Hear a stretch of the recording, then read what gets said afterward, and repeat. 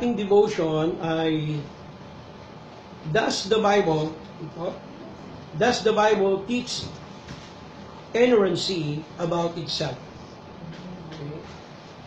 So, ang Biblia ba ay nagtuturo ng walang pagkakamali? Ibig sabihin ng inerrancy about itself.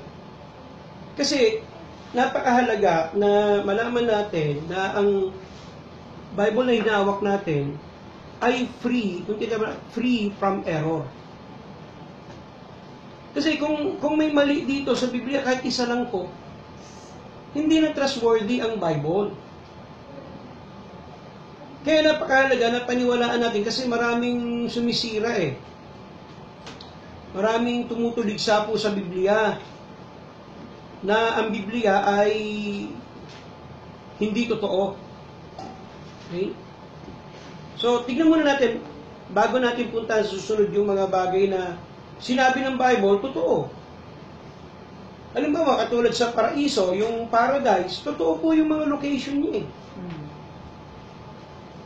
Hindi, ang Biblia, kahit ang origin, katulad ng kahit nga sa history natin, yung tinatawag na Mesopotamia, the cradle of civilization, doon din talaga po yung civilization na unang nilikha ng Panginoon eh.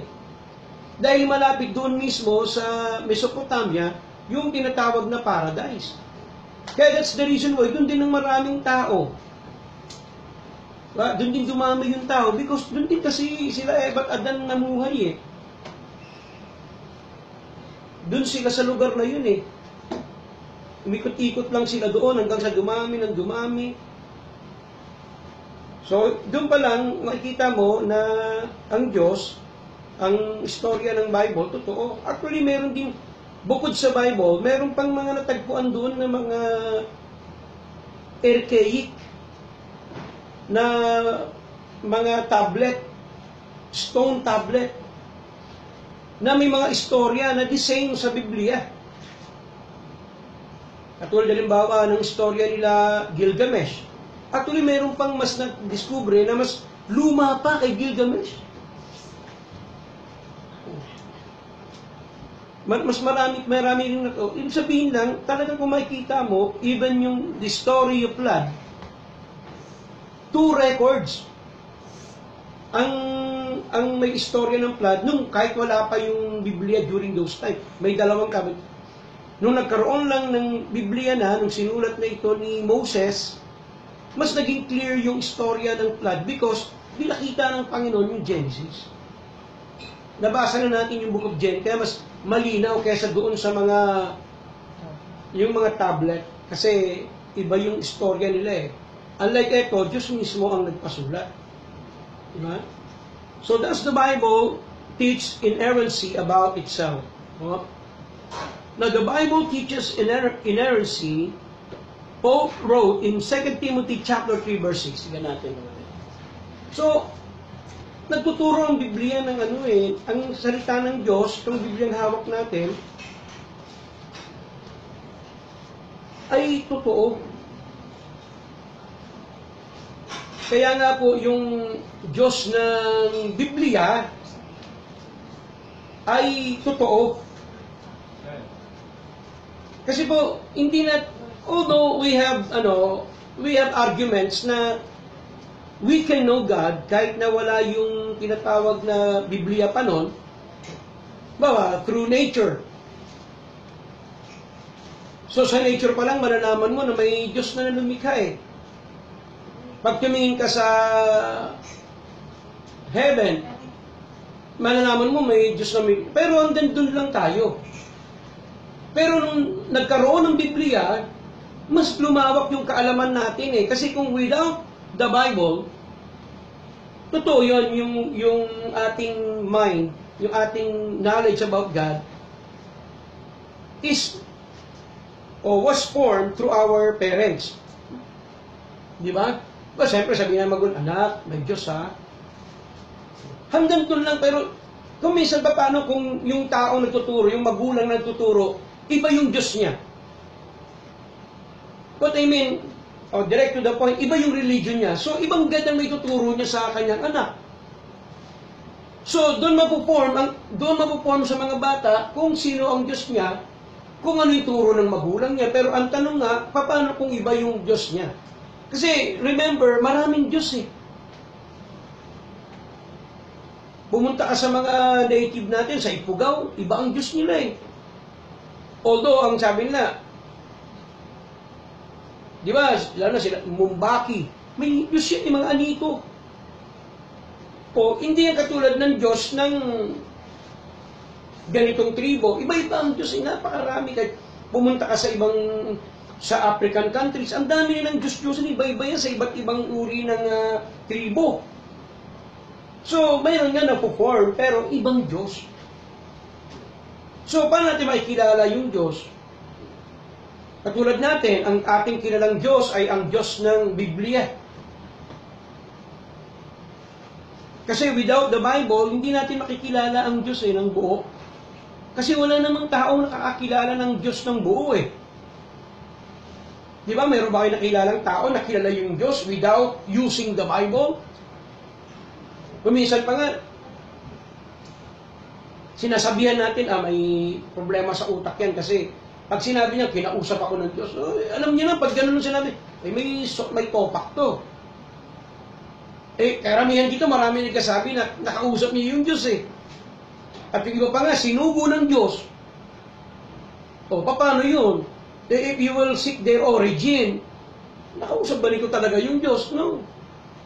Kasi, as far as I know, ang Diyos din nakipag-usap sa tao ngayon eh. God is talking through the Bible. Sa salita na ng Diyos ang nakikipag-usap ang Diyos. Kaya, ulitin ko, napakahalaga ng malaman natin ang Biblia. Sapagkat, especially sa ating mga tinatawag na Christian, o Christian nation, o Christian country. So, ang pinaka-basic po niya, naniniwala tayo lahat sa Bible eh. Lahat tayo naniniwala sa Bible, and kung titignan natin, yung Diyos ni Abraham, marami naniniwala sa Diyos ni Abraham. Tayo din naniniwala sa Diyos ni Abraham sapagkat yun ang totoong creator. Ito yung mga salita niya eh. Ito yung Biblia eh. Ito yung sinabi niya, especially, tignan po niya, Daniel chapter 7 verse 1. Sige po, magbukas tayo ng Bible. Makibasa nga po natin. Basahin mo natin ang Daniel chapter 7 verse 1. Si Daniel mismo, binigyan ng Diyos ng vision. Ano sabi diyan? Pakibasa po, sabay-sabay tayo. Sige. Daniel chapter 7 verse 1. The first year of Babylon, Daniel had a dream and vision of a cyst that sat upon his bed. Then he wrote a dream, and he told the son of the matter. You see? So, si Daniel mismo binibigyan ng vision ng Diyos. Kaya napakaliwanag kasi pag hindi galing sa Diyos yung vision o yung binabasa natin, maliligaw tayo. Kasi napakaliwanag ng Biblia. Ang Biblia ho, tandaan nyo, hindi nagtuturo yan ng mali at mismo ang Biblia nagkasabi na tama siya. Walang, ibig sabihin, no erroneous thing or contradiction sa Biblia. Kaya dyan, ulitin natin, sa 2 Peter chapter 3 verse 16, anong sabi po? Paul wrote, sabi po niya, ni Paul, all scripture is given by inspiration of God. Kaya kung ano man po ang mababasa niyo mula sa Genesis, kasi remember si Pablo ay isang he was what? A Pharisee. Ang isang Pariseo ang talagang master nilang hawak nila, yung Pentateuch. Yung 5 books of the Bible. Kaya si Paul ay believer. Kung sinabi niyang all scripture is referring to the Genesis hanggang Malakay. Referring saan? Kasi po wala pang New Testament book during the time of Apostle Paul.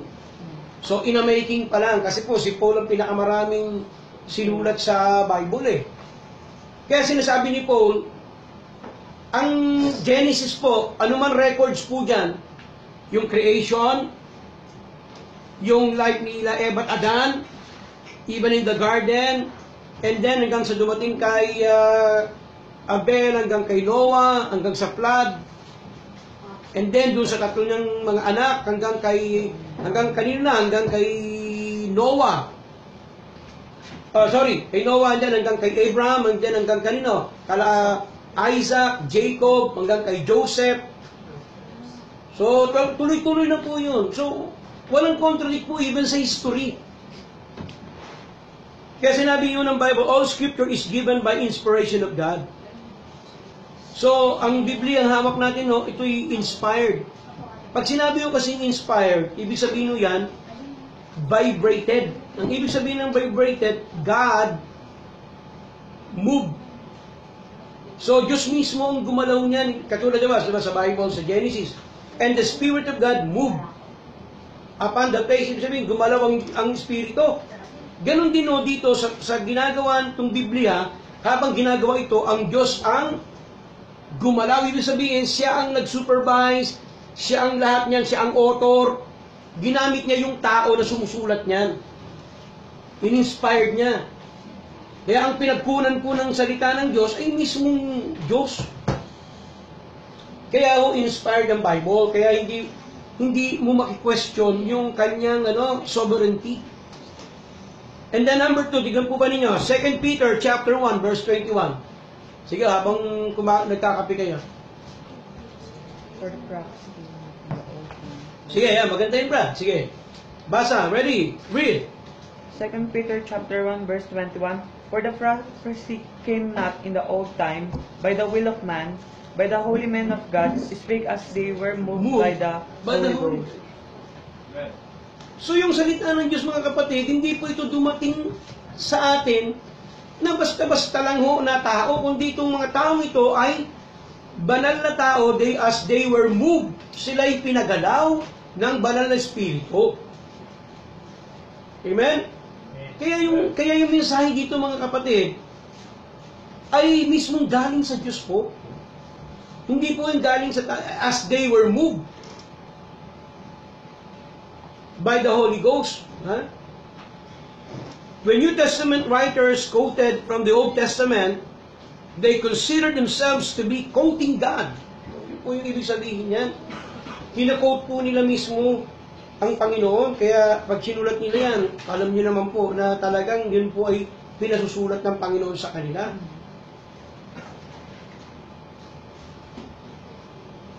Marami pa pong verse yan eh. In Acts chapter 4 verse 20, 24 to 25. Sige po, tingnan ninyo. Acts chapter 4 verse 24 to 25. Go. And when they heard that, they did utter their voice to God with one accord, and said, Lord, thou art God, which hast made heavens and earth, and the sea, and all the things. Through mouth of thy servant David hath said, why did the heathen rage? The people imitate vain things. Amen? So, dito lang, even yung early church, yung simbahan na nung unang panahon, yung simbahan na tinatag mismo ni Kristo, ito yung church na tinatag ni Kristo.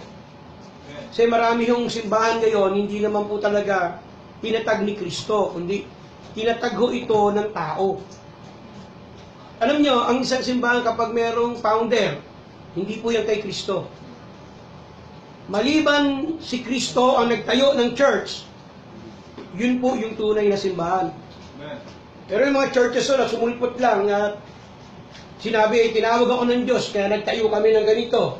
Hindi po yan sa Diyos. Kasi may pinanggalingan sila eh. Ang pinanggalingan nila mismo yung founder yung nagtayo ng simbahan eh. Dapat tukuyin lang si Kristo ba nagtayo? Nagtayo si Kristo ng church eh. Ano yung church na? Ito po yung nagsasalita dito. Yung early church sa Acts, yung po talagang tinatag ni Kristo. At ano yung lumalaganap. At yan yung hindi tumigil hanggang ngayon. So sabi rito, ulitin ko ha, Lord, see, Thou art God, which has made heaven and earth and sea, and all that is in them, who by the mouth of thy servant David has said. Diba? Mismo si David, kino-quote niya yung salita ng Panginoon eh. So, even ang early church, alam nila, yung kanilang binabasa, doon sa sinabi ni David, yung Biblia, kasi kino-quote po ni David yung Psalm eh. So, yung po yun. Na sinabi ni David, galing po sa Diyos, so, sila po mismo nagsasabi na ang salita ng Diyos na kanilang binabasa at naririnig ay salita ng Diyos. So, hindi po magkakamali yun. So, kaya, ang Diyos po natin ay aktibo sa lahat ng ginawa o pagsusulat ng salita niya. So, isa pa hong verse, kapatid, Hebrews chapter 3, verse 7. The writer to the Hebrews wrote, tingnan po ninyo, sige.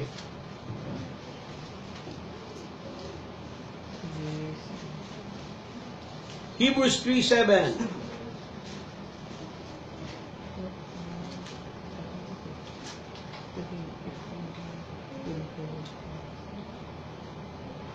Okay, nakita niyo na po? Sige, basa. Wherefore, as the Holy Ghost said, today, if ye will hear His voice. Amen?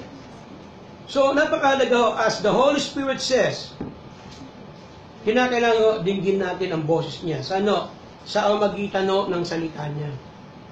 So, hindi niyo na makikita, hindi niyo na maririnig ang boses ng Diyos kung saan-saan.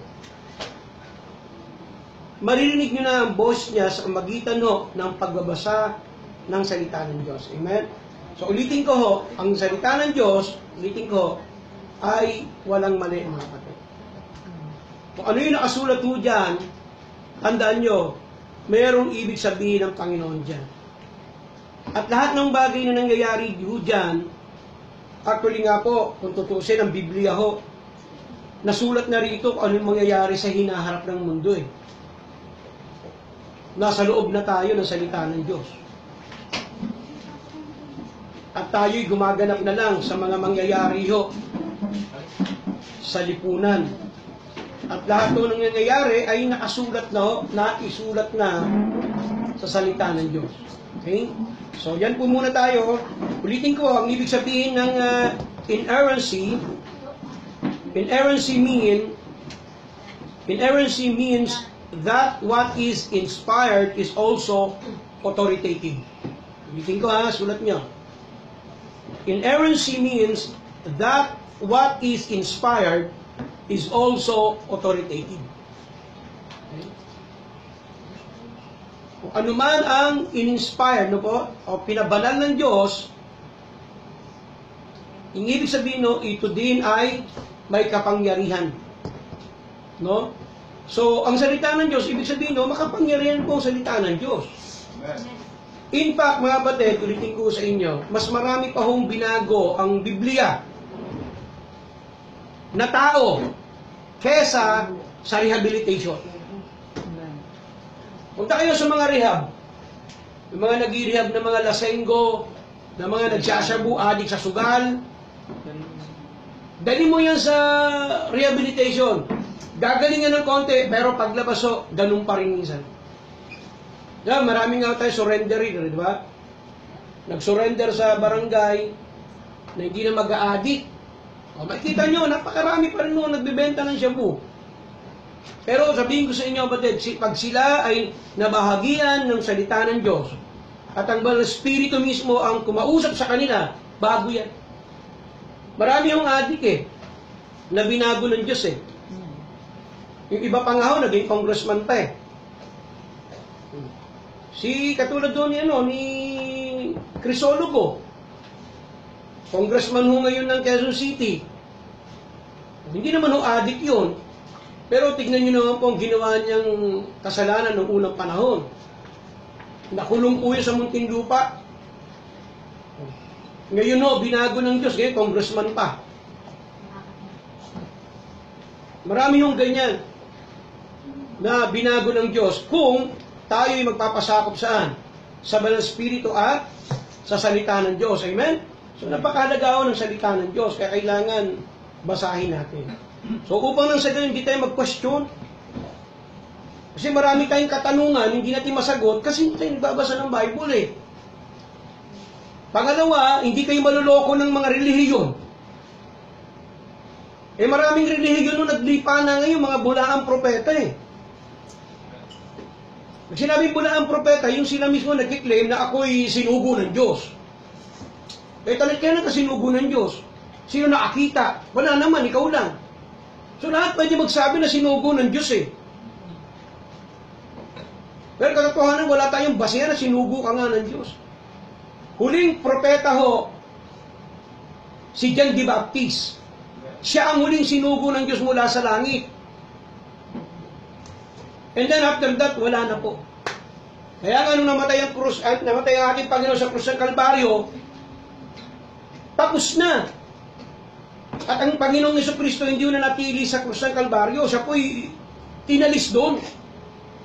At siya po ngayon nandun sa langit na, nakaupo. Kaya nga kung tayo sasamba sa Panginoon, sabi niya, sambahin niyo ako sa Espiritu at katotohanan. So kaya ang Diyos sinasamba, even si Kristo, sinasamba natin siya sa Espiritu. Kaya when we pray, nakapikit tayo, wala tayong ginagamit na bato, kahoy. Kasi sabi niya, sambahin niyo ako eh. And pangalawa, sabi niya, isa, dalawa, nagtitipon sa aking pangalan, nandun siya sa kalagitnaan. So pag pinag-uusapan niyo si Kristo, nandun ang Panginoon. Saan? Sa Espiritu. Meaning to say, nandirito siya ngayon. Kahit hindi mo siya nahawakan, nandirito ang presensya niya. So hindi mo na kinakailangan ng mga larawan, ng bato, na inukitan para maging tao. Wala nang ganun. Kasi nakikinig naman siya sa'yo pag humingi ka ng panalangin sa Kanya. So yun ang napakahalaga. Amen? So, ayun, sa susunod doon na Sabado, mag-discuss ulit tayo. Pag-aralan natin pa yung mga ibang bagay sa Biblia. Kaya pasalamat tayo ho, mga batid. Ang Biblia ho ay open na eh. Amen? Pero kung meron kang Biblia, open it, read it, meditate on it, then malalaman mo yung katotohanan ng Panginoon. Amen? So, yun po muna tayo manalangin sa Panginoon. Lord, salamat sa aming devotion. Salamat at marami pa kami matutunan sa iyong salita. In Jesus' name, Amen. So,